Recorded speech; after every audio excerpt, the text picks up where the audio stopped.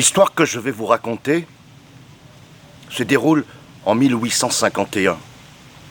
En 1851, il y a 3 ans que Madame la Comtesse Louise de Namur-d'Ezlé nous a quittés.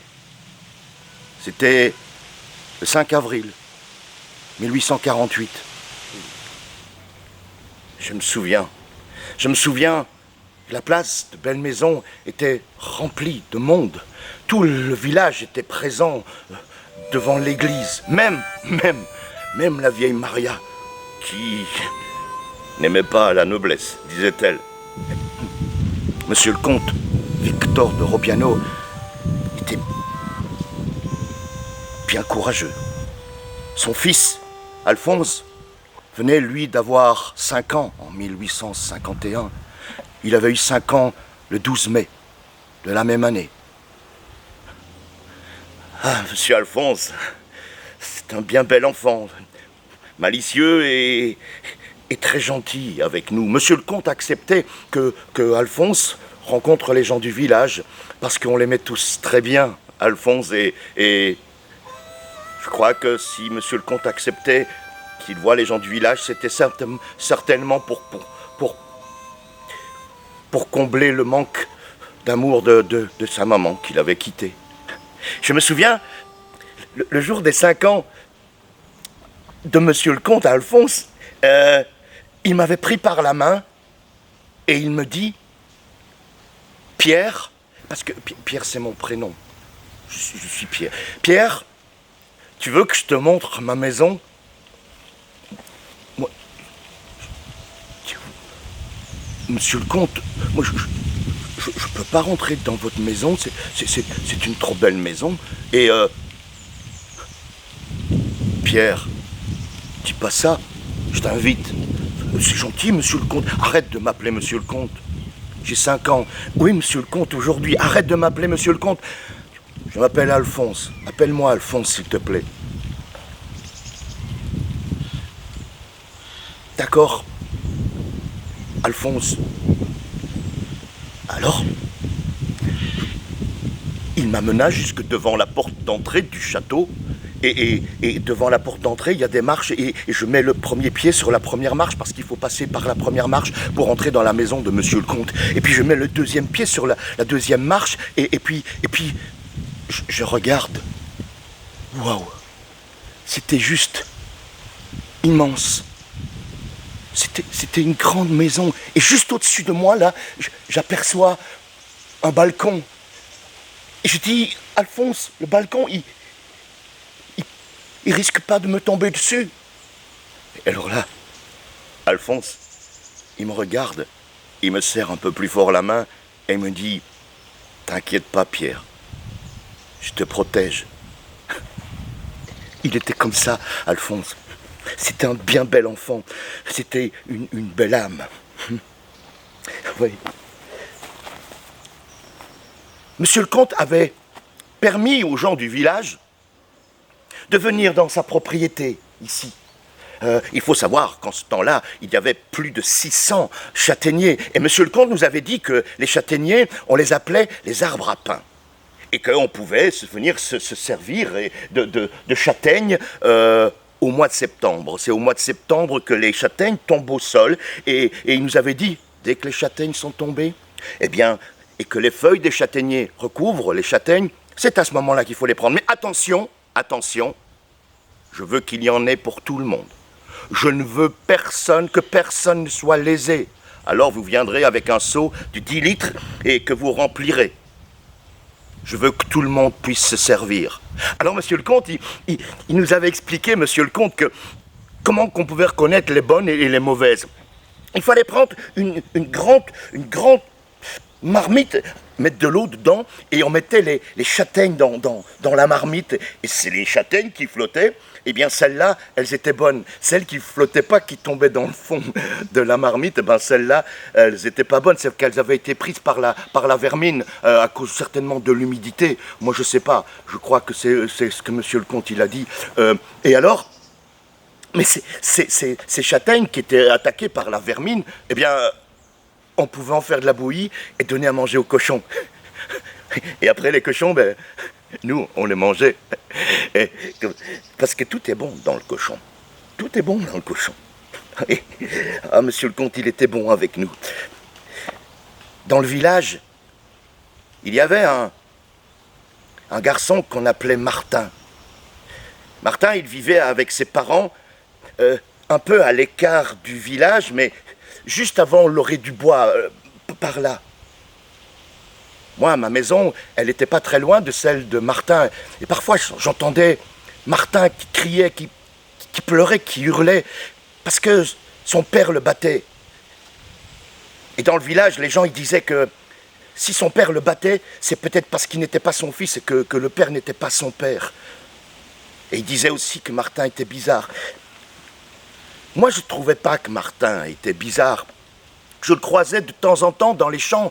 Je trouvais que c'était un gentil garçon. C'est vrai, un petit peu bizarre, mais tout le monde est bizarre. Alors si tout le monde est bizarre, ben la bizarrerie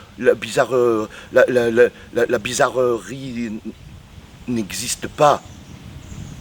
Alors, un jour, Martin, il est venu ici. Et moi, j'étais là-bas, de l'autre côté de l'étang, et je l'ai vu arriver. Lui, il n'avait pas vu que j'étais là. Et alors, il est venu, et il n'est pas venu avec un seau, de 10 litres, il est venu avec un grand sac de jute pour mettre certainement les châtaignes. Et il était là, il pointait le château, et il lançait des colibets et des injures vers le château. Et il était fâché, certainement. Et moi, j'étais là-bas. Moi, je bougeais pas.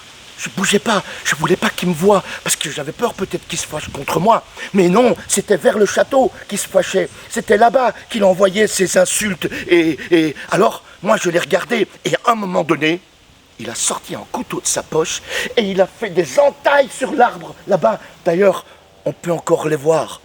Moi, je bougeais pas. J'avais peur, je dois dire. Et alors, il a pris son couteau,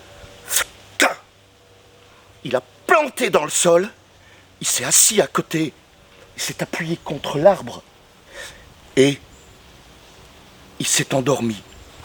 Moi, j'étais là-bas, je regardais, et je me dis, est-ce qu'il dort? Est-ce qu'il est calmé? Est-ce que ça va mieux pour lui?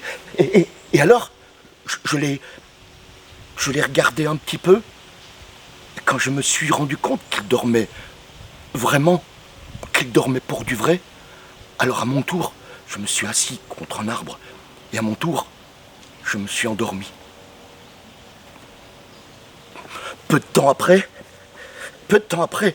j'ai été réveillé, mais comme par un tremblement de terre, je sentais que le sol en dessous de moi, il bougeait, et je me suis dit, mais je fais un cauchemar, ce n'est pas possible, et le sol, il bougeait, je me dis, ah, qu'est-ce qui se passe? Je vais m'enfoncer, le sol va m'engloutir, et puis j'ai regardé par ici, et qu'est-ce que j'ai vu? J'ai vu là-bas des arbres qui étaient autour de Martin, avec les racines, et les racines qui faisaient comme des barreaux de prison, et Martin qui criait, à l'aide, sauvez-moi, à l'aide, s'il vous plaît, quelqu'un, venez m'aider. Et puis moi j'avais peur, j'étais comme paralysé, j'arrivais plus à bouger, et même pas à dire quelque chose, et puis j'ai vu monsieur le comte, qui a déboulé sur son cheval au grand galop et qui est arrivé ici. Il est descendu bas de son cheval et il a dit « Aux arbres, arrêtez!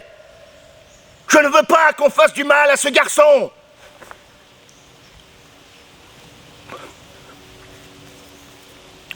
Moi j'étais là-bas et je me demandais qu'est-ce qui m'arrivait. Alors les arbres, ils se sont arrêtés. « Écartez-vous !» a dit monsieur le comte. Je l'ai entendu, et les arbres se sont écartés. Martin, lui, il était en transpiration. Il tremblait comme une feuille morte, et monsieur le comte, il a dit « Je vous bannis de ma propriété. Vous irez là-bas, dans le bois de Cendron, y finir vos jours.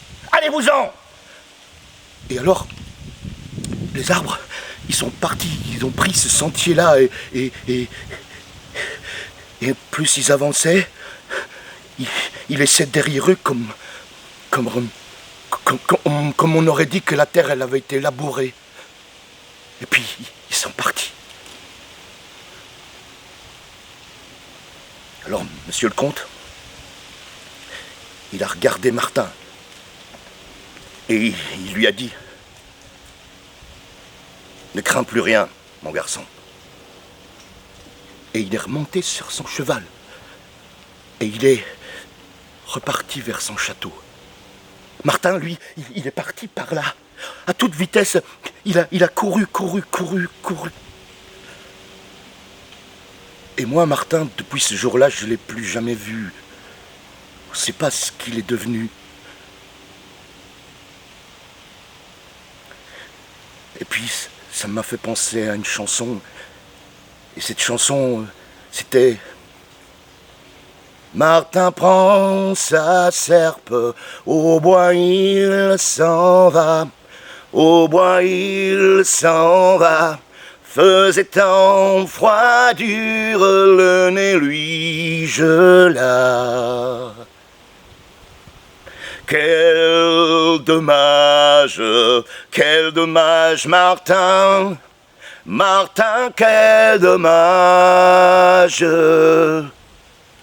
Faisait tant froid dur, le nez lui gela, le nez lui gela. Il prit sa serpette et se le coupa. Quel dommage, Martin, Martin, quel dommage.